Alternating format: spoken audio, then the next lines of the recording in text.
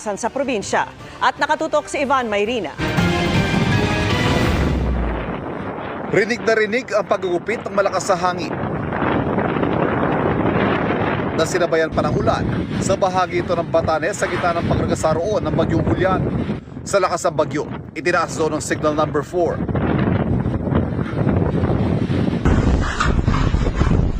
Nagliparang yero naman ang bumulabog sa mga residente sa isa ng Sabdang. Itinangaya ng hangin hanggang sa tuluyang humampas sa isang puno. Mula kagabi hanggang umaga, walang patid ang hangin at ulan na ibinubuhos ng bagyo. Ang ulan na yan nagresulta sa malawakang pagbaha, gaya sa kalsadang ito na nabalot na ng kulay putik na baha. Sobrang lakas na po ang bagyo dito sa Batanes. Sa bayan ng